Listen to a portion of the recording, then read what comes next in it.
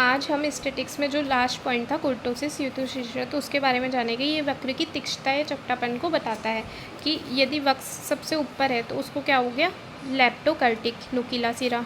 यदि मिडल वाला है तो मीजोकर्टिक मध्य सामान्य सिरा, और सबसे नीचे वाला जो फ्लैट टाइप है वो हो गया प्लेटिकर्टिक या सपाट सिरा।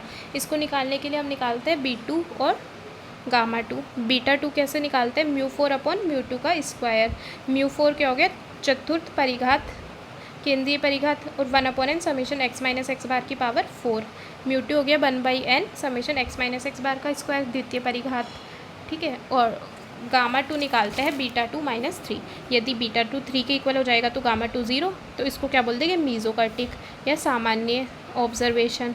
बीटा 2 ग्रेटर देन 3 होगा तो गामा 2 ग्रेटर देन 0 लेप्टोकर्टिक या नुकीला सिरा हो जाएगा, और beta 2 less than 3 gamma 2 less than 0 तो हो जाएगा प्लेटिकर्टिक या सपाट सिरा। अब हमने विषमता में निकाला था बीटा 1, और इधर युद्धशीर्षत्व में हमने निकाला बीटा 2। तो इसमें एक रिलेशन होता है, beta 2 greater than equals to beta 1 plus 1, और बीटा 2 होता है ग्रेटर देन इक्वल्स टू 1 होता है। मध्य कुक्कंदी यानी मीजोकर्टिक में चतुर्थन आघूर्ण दिया हुआ है, तो स्टैंडर्ड डेविएशन निकाल सकते हैं हम कि बीटा 2 वाला फार्मूला यूज़ करके हम μ2 की वैल्यू निकाल लेंगे। और सिग्मा स्क्वायर होता है वो किसके बराबर होता है, μ2 के बराबर ही होता है। हमने पढ़ा था वेरिएंस क्या होता है, summation x minus x bar का होल स्क्वायर अपॉन n, और इससे हम स्टैंडर्ड डेविएशन सिग्मा का वैल्यू निकाल सकते हैं।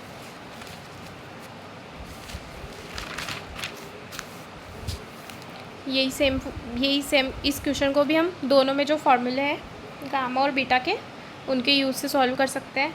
अब हम परिघात या आघूर्ण के बारे में पढ़ेंगे। आघूर्ण, फर्स्ट परिघात आघूर्ण या मोमेंट।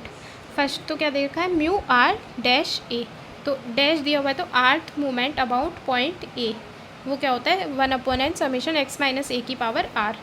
इसमें क्या है, रो मोमेंट या कच्चा परिघात मूल बिंदु के सापेक्ष परिघात होता है जिसमें हम डैश का यूज़ लेते हैं। म्यू आर डैश आर्थ रो मोमेंट अबाउट सेंटर पॉइंट या मूल बिंदु 0, तो उसमें क्या हो जाएगा, ए तो 0 हो जाएगा, तो 1 upon n summation x minus a की पावर आर, या 1 पॉइंट एन समेशन एक्स की पावर आर की वैल्यू हम निकाल सकते हैं। तो डैश यानी कच्चा आघूर्ण निकाल रहे हैं, हमें ये ध्यान रखना है। μ1 डैश होगा 1 अपॉन एन समेशन एक्स, वो किसको बता रहा है, ये किसका फॉर्मूला हो गया, मीन माध्य का हो गया, जो कि किसको बता रहा है, मेजर ऑफ सेंट्रल टेंडेंसी को बता रहा है। μ2 डैश निकाल सकते हैं, μ3 डैश, μ4 डैश निकाल सकते हैं, आर की वैल्यू 2 3 4 रख के।